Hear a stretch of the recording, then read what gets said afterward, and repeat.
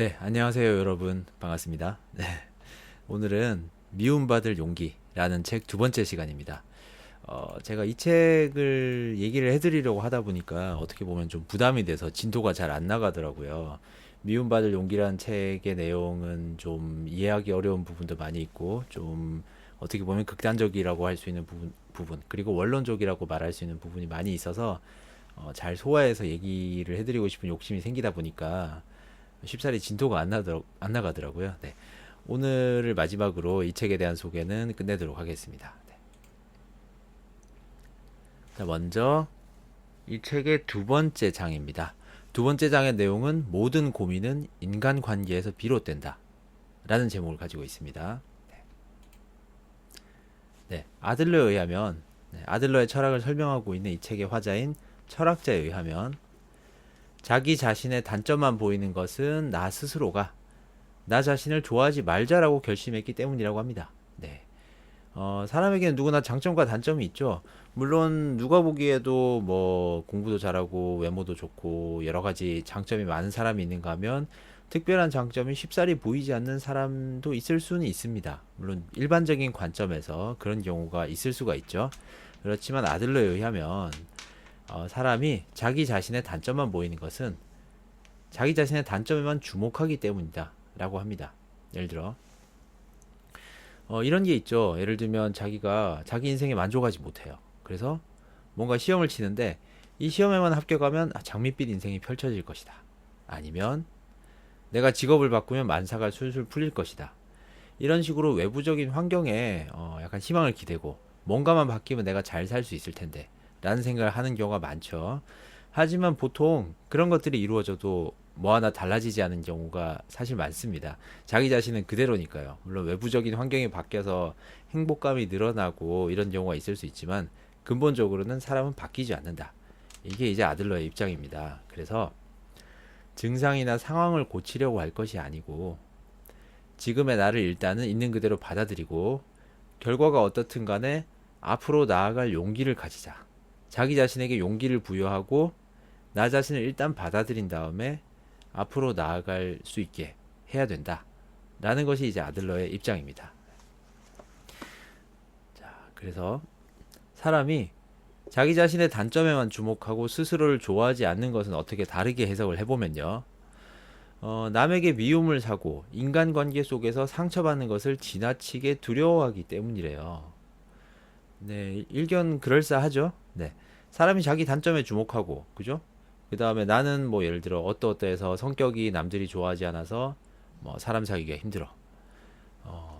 나는 어떤 면이 있어서 나는 성격이 어두우니까 내지는 나는 외모가 뭐 훌륭하지 않으니까 나는 머리가 좋지 못하니까 이런 식으로 자기 자신에 대한 제한을 두고 기대치를 낮추는 것은 어떻게 보면은 다른 사람들과의 관계에서 상처받기가 싫고 그 다음에 상처받는 것이 두렵기 때문에 미리 선을 치는 것이라고 볼 수가 있죠. 그래서 자기의 껍데기 안에 틀어박혀서 핑계를 대려고 하는 것이라고 합니다. 그런데 또 아들러는 철학자는 극단적인 얘기를 또 하죠. 인간관계에서 상처받지 않는 것은 기본적으로 불가능하다. 라고 단언을 해버립니다. 그래서 인간관계에서 상처받을 수가 없기 때문에 상처받는 것은 당연하다. 어떻게 보면 당연하다라는 것을 깔고 자기 자신을 받아들이고 앞으로 전진하는 마음을 가지자. 이렇게 철학자가 얘기를 하죠. 그래서 인간의 고민은 이 장의 제목입니다. 인간의 고민은 전부 인간관계에서 비롯된 고민이다. 라고 얘기를 하죠. 이거를 제 식으로 해석을 하자면 어떤 종류의 고민이든 모든 고민에는 반드시 타인의 그림자가 드리워져 있다. 라고 말을 하고 싶습니다. 네. 사람이 항상 사람과 부딪혀서 누군가와 함께 또는 자기 혼자서라고 하지만 주변에 누군가가 있고 항상 다른 사람들과 연관되어서 많은 일들이 발생을 하죠. 그래서 대부분의 고민은 나 자신이 어떻다, 나 자신이 마음에 든다, 마음에 안 든다, 어떤 일에 잘 된다, 안 된다를 말을 하겠지만 거기에는 전부 다 타인이 관계되어 있고 타인과의 상대적인 비교에 의해서 그런 고민이 발생한다는 얘기입니다. 네. 그래서 여기에서 아들러 심리학의 특징적인 요소라고 할 수 있는 열등감 그리고 열등 컴플렉스에 대한 얘기가 나옵니다. 네.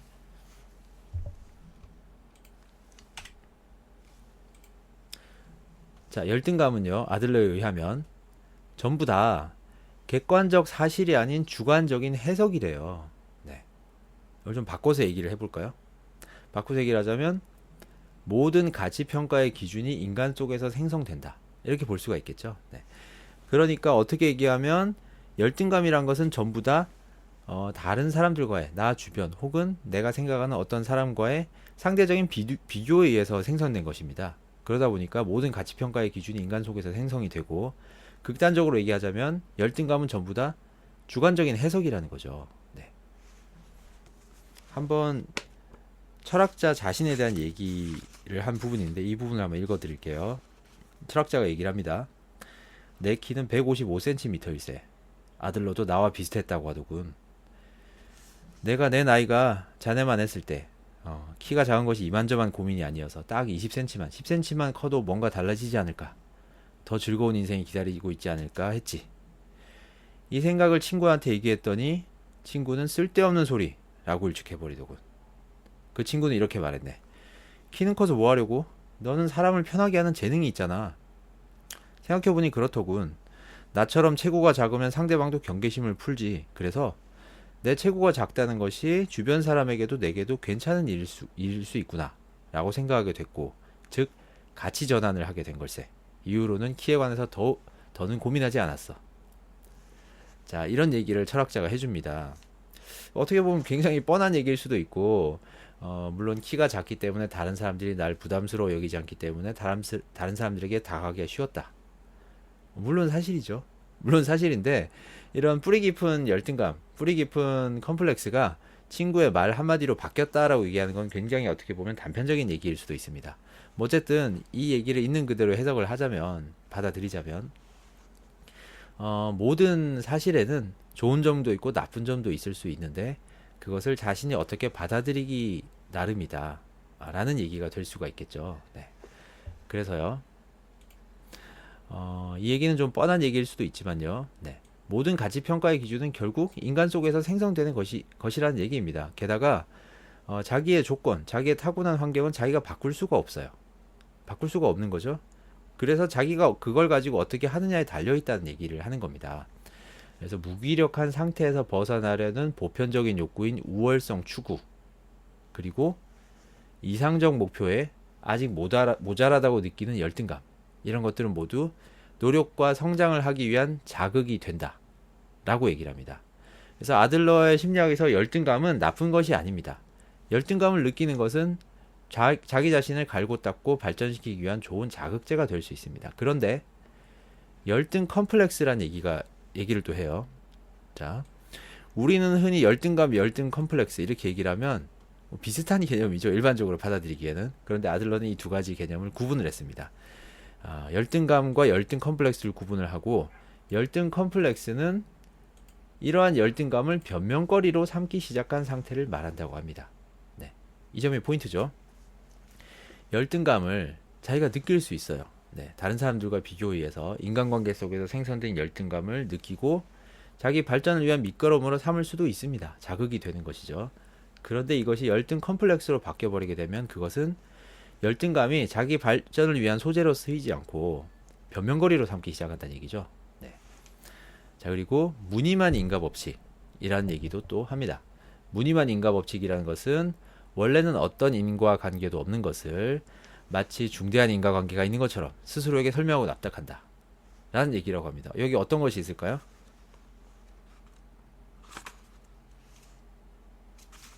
자, 예를 들어서 내가 결혼하지 못하는 이유는 어린 시절에 부모님이 이혼한 탓이에요 라고 말하는 사람이 있었네. 프로이트의 원인론 관점에서 보자면 부모의 이혼은 큰 트라우마이자 자기 자신의 결혼관과 밀접한 인과관계에 놓여 있을 수 있지. 그렇지만 아들러는 그것을 목적론 입장에서 무늬만 인과법칙이라면서 경계했네. 다음이요. 가령 자네가 나는 학력이 낮아서 성공할 수 없다라고 생각한다면 그것은 성공할 수 없는 것이 아니라 성공하고 싶지 않은 것으로 봐야겠지. 간단히 말해서 한 발 앞으로 내미는 것이 무서운 거지. 현실적인 노력을 하고 싶지 않다. 지금 누리고 있는 즐거움, 예를 들면 놀거나 취미를 즐기는 시간을 희생하면서까지 하고 싶지 않다. 즉 생활 양식을 바꿀 용기가 없는 거라네 라고 얘기를 합니다. 네.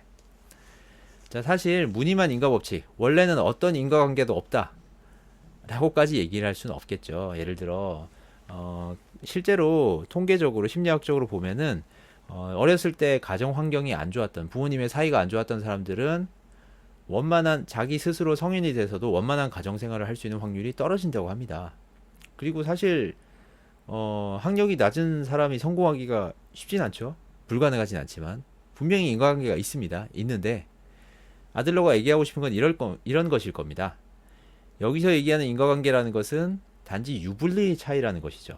네, 유불리의 차이. 예를 들면 어렸을 때 자신의 가정 환경이 안 좋으면 자기도 모르게 그런 불행의 그림자가 드리워져 있고, 또 올바른 가정 생활을 하기 위해서는 예를 들어 이게 그 가정 환경이 좋았던 집안에서 자라난 사람들이 훌륭한 가정을 꾸릴 확률이 높은 것은 이런 것도 있어요. 훌륭한 본보기를 보면서 자라왔기 때문에 잘 행동을 하고, 또 인간관계를 잘 하고, 또 가정을 꾸렸을 때 자신이 어떻게 하면 계속해서 잘 끌고 나갈 수 있을까에 대한 본보기를 보면서 자라왔기 때문에 그런 행동이 몸에 체득해서 습관화되어 있습니다. 그래서 잘하기가 쉬운 거죠. 불행한 가정에서 자란 사람들은 그만큼 더 많은 노력이 필요합니다. 또 학력이 낮은 사람이 성공할 수 없는 것은 아니겠지만 그만큼 훨씬 더 많은 노력이 필요하고 확률이 떨어지는 일이겠죠. 그래서 이것을, 장벽을 넘으려면 자기 자신이 결정적인 인과관계는 아니다, 이런 마음을 먹어야만 가능하고, 그런 마음가짐을 위해서 아마 아들러는 어떤 인과관계도 없다, 무늬만 인과법칙이다, 그래서 열등감을 변명거리, 핑계로 삼기 시작한다면 그것은 열등 컴플렉스다 라고 이렇게 심하게 얘기한 것이 아닐까 생각이 됩니다. 네. 자, 열등 컴플렉스의 또 다른 측면이 있다고 해요. 열등 컴플렉스의 또 다른 측면은 아까 얘기한 부분 있죠. 나는 학력이 낮아서 성공하지 못해. 이 얘기를 바꿔서 얘기하자면 나는 학력만 높으면 크게 성공할 수 있다 라는 말이 될 수가 있겠죠. 그래서 이런 것은 우월 컴플렉스의 또 우월 컴플렉스라고 합니다. 또 다른 측면이죠. 권위의 힘을 빌려서 자기 자신을 포장하고, 또 다른 사람의 가치관에 맞춰서 자기 인생을 살고 자기 자신을 높이려고 하고, 이런 것은 실상 열등 컴플렉스와 뿌리가 같은 것이라고 하고 결코 바람직하지 못한 사고방식이라고 합니다. 네. 그래서 열등 컴플렉스와 우월 컴플렉스에 대해서 말씀을 해드렸고요. 자,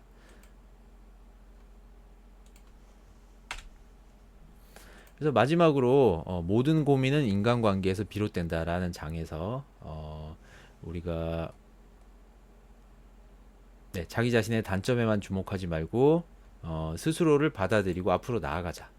그리고 열등감을 가질 수는 있으나 이런 열등감은 모두 주관적 해석이며, 열등감을 노력과 성장하기 위한 자극으로 써야 된다라는 말을 했었죠.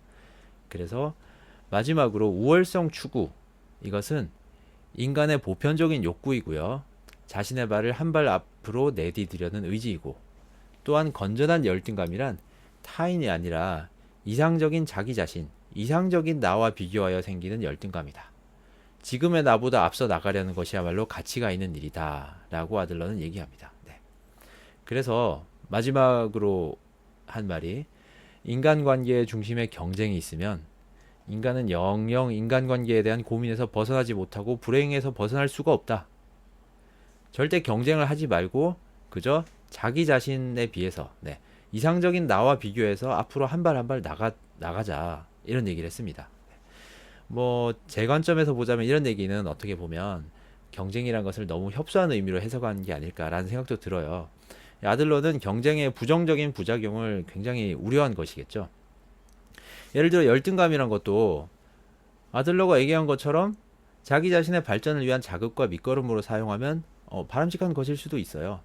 그런데 열등감에서 열등 컴플렉스가 생겨날 수 있는 부정적인 감정, 시기심, 질투심, 나는 왜 이럴까 하는 자괴감, 무기력감, 세상에 대한 분노 등 뭐 이런 것들, 이런 부정적인 감정을 동반하는 열등감은 열등 컴플렉스가 되어서 자기 자신의 발전을 위한 밑거름이 되지가 않고 핑계, 뭐 세상에 대한 분노, 그리고 점점 발전을 위한 내 자신이 가졌던 발전을 위한 에너지를 갉아먹는, 무기력해지는 이런 원인이 되는 부정적인 감정으로 변한다는 것입니다.